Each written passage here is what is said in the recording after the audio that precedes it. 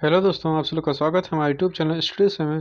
दोस्तों, हम इस वीडियो में बात करने वाले हैं मैकेनिकल इंजीनियरिंग के फोर्थ सेमेस्टर के स्टूडेंट के बारे में। इसमें हम आरएसी की फर्स्ट क्लास को आज हम देखेंगे।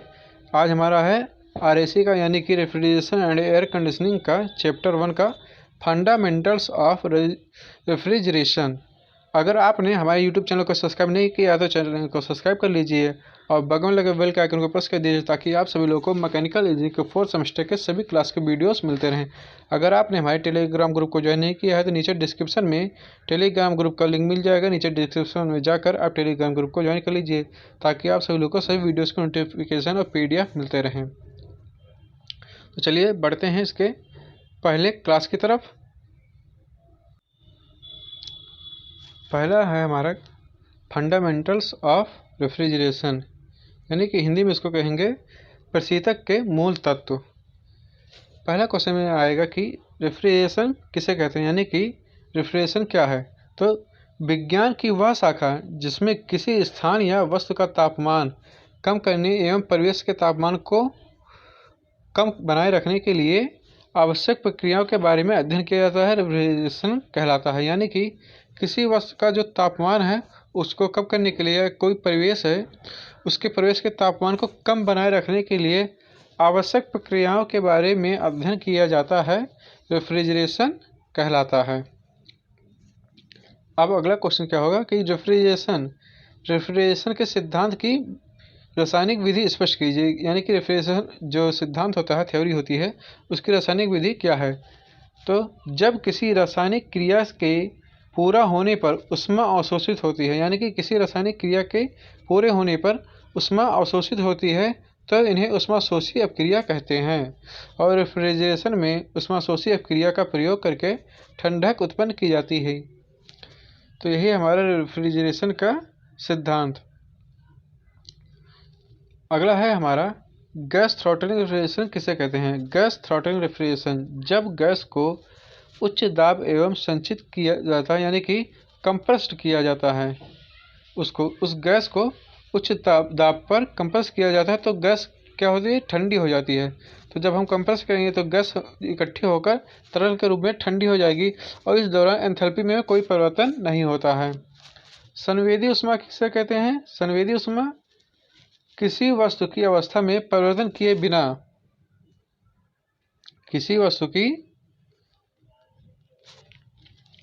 की अवस्था में परिवर्तन किए बिना तापमान में परिवर्तन के लिए आवश्यक ऊष्मा संवेदी ऊष्मा कहलाती है। यानी कि कोई वस्तु है, उस वस्तु की अवस्था में परिवर्तन किए बिना तापमान में सिर्फ परिवर्तन हो, यानी कि सिर्फ तापमान में परिवर्तन हो, उसकी अवस्था में परिवर्तन ना हो, और उसके तापमान में परिवर्तन के लिए जो आवश्यक ऊष्मा होगी उसको हम क्या कहेंगे, संवेदी ऊष्मा कहेंगे। अब निष्पादन गुणांक क्या है, यानी कि कोफिशिएंट ऑफ परफॉर्मेंस। रेफ्रिजरेशन में प्रशीतन प्रभाव एवं किए गए कार्य के अनुपात को निष्पादन गुणांक कहते हैं। यानी कि कोफिशिएंट इक्वल टू Q/W, ये होता है निष्पादन गुणांक। अब बढ़ते हैं इसके क्वेश्चन की तरफ, यानी कि जो क्वेश्चन 5 नंबर के पूछे जाते हैं कि रेफ्रिजरेशन एवं एयर कंडीशनिंग यानी कि वातानुकूलन को समझाइए। रेफ्रिजरेशन को हम पहले देखेंगे कि रेफ्रिजरेशन क्या होता है। तो रेफ्रिजरेशन यह विज्ञान की वह शाखा है जिसमें किसी स्थान या वस्तु का तापमान कम करने एवं परिवेश के तापमान को कम बनाए रखने के लिए प्रक्रिया के बारे में ज्ञात किया जाता है। यानी कि कोई वस्तु है या कोई परिवेश है, उसके तापमान को कम बनाए रखने के लिए प्रक्रियाओं के बारे में ज्ञात किया जाता है और ऊष्मा प्राकृतिक रूप से सदैव उच्च ताप से निम्न ताप की ओर प्रवाहित होती है। यानी कि जो ऊष्मा होती है वह प्राकृतिक तौर से क्या होती है, उच्च ताप से निम्न ताप की ओर प्रवाहित होती है। लेकिन रेफ्रिजरेशन में क्या होता है, रेफ्रिजरेशन में बाह्य युक्तियों के कारण, यानी कि जो डिवाइसेस लगी होती हैं उनके कारण, उनका उपयोग करके हम ऊष्मा को क्या करते हैं, निम्न ताप से उच्च ताप की ओर प्रवाहित करते हैं। इसमें क्या होगा कि रेफ्रिजरेशन जो निम्न ताप से उच्च ताप की ओर ऊष्मा को प्रवाहित करेंगे तो वहाँ का जो उस वस्तु का स्थान होगा, उस वस्तु का जो परिवेश है वहाँ क्या होगा, तापमान कम हो जाएगा और वहाँ पर कूलिंग आएगी। तो रेफ्रिजरेशन आजकल घरों में खाने को लंबे समय तक सुरक्षित बनाए रखने के लिए ही नहीं, यानी कि जो रेफ्रिजरेशन होता है वह घरों में खाना जो है उसको लंबे समय तक सुरक्षित रखने के लिए नहीं, बल्कि इसको औद्योगिक इकाइयों में, सुपर मार्केटिंग, ऑटोमोबाइल आदि में उपयोग किया जाता है रेफ्रिजरेशन को। अब क्या है कि वातानुकूलन यानी कि एयर कंडीशनिंग क्या है, तो हम एयर कंडीशनिंग को देखते हैं। वातानुकूलन यानी कि एयर कंडीशनिंग किसी निर्धारित स्थान पर उपयुक्त वातावरण बनाए रखना है, परंतु अनुकूलन वातावरण बनाने के लिए वायु के कुछ महत्वपूर्ण गुणों को नियंत्रित करना वातानुकूलन कहलाता है। यानी कि कोई निर्धारण स्थान हो, उसमें उपयुक्त वातावरण को बनाए रखने के लिए, परंतु उसका जो अनुकूलन वातावरण है बनाने के लिए उसमें वायु के कुछ महत्वपूर्ण गुणों को नियंत्रित किया जाता है। यानी कि वहाँ जहाँ जो स्थान है उसमें उपयुक्त वातावरण बनाए रखने के लिए उसमें कुछ महत्वपूर्ण गुणों को नियंत्रित किया जाता है, जैसे कि वहाँ पर वायु का तापमान, वायु की आर्द्रता और वायु के प्रवाह की गति एवं शुद्धता, ये सभी जो हैं इनके गुण होते हैं एयर कंडीशनिंग में।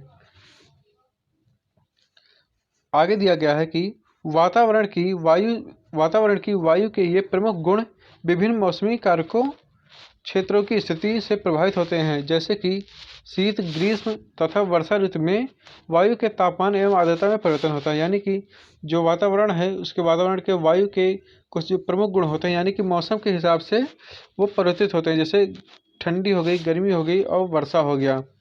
इसमें क्या होता है कि वायु के तापमान और आर्द्रता में परिवर्तन होता रहता है। तो इसको मेंटेन बनाए रखने के लिए जो डिवाइसेज यूज की जाती हैं और जिस स्थान पर वो बनाया जाता है तो उसे हम क्या कहते हैं, वातानुकूलन कहते हैं।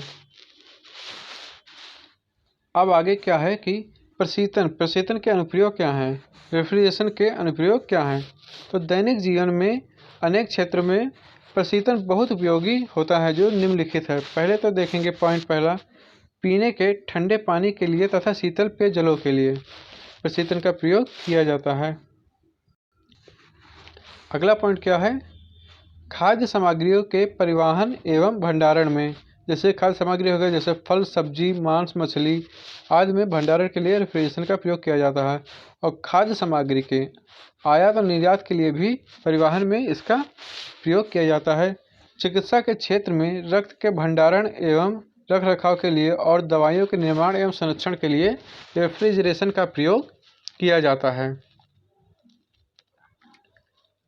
आगे बताया गया है कि इसमें आराम वातानुकूलन के क्षेत्र में, यानी कि जैसे होटल हो गए, भवन हो गए, कार्यालय, सिनेमाघर, चिकित्सालय, उसमें भी एयर कंडीशनिंग का प्रयोग किया जाता है, यानी कि वातानुकूलन का प्रयोग किया जाता है। कार, बस, रेलगाड़ी आदि में भी वातानुकूलन का प्रयोग किया जाता है। आगे बताया गया कि औद्योगिक क्षेत्र में कहाँ प्रयोग किए जाते हैं। औद्योगिक क्षेत्र में पहले है पेट्रोलियम रिफाइनरी में प्रयोग किए जाते हैं, और वस्त्र निर्माण एवं छपाई में भी एयर कंडीशनिंग का प्रयोग किया जाता है, और इस्पात निर्माण, रासायनिक पदार्थ निर्माण में भी एयर कंडीशनिंग का प्रयोग किया जाता है। छठा पॉइंट है हमारा कि बर्फ निर्माण में भी रेफ्रिजरेशन का प्रयोग किया जाता है। अनुसंधान प्रयोगशाला में भी रेफ्रिजरेशन का प्रयोग किया जाता है, और रॉकेट ईंधनों के उत्पादन में भी रेफ्रिजरेशन का प्रयोग किया जाता है। तो ये हमारे रेफ्रिजरेशन के उपयोग कि कौन कौन से हमारे रेफ्रिजरेशन के उपयोग हैं। अगर दोस्तों वीडियो अच्छा लगा हो तो वीडियो को लाइक, शेयर, चैनल को जरूर सब्सक्राइब कीजिएगा। मिलते हैं नेक्स्ट वीडियो में, नेक्स्ट क्लास में। Thank you for watching my video.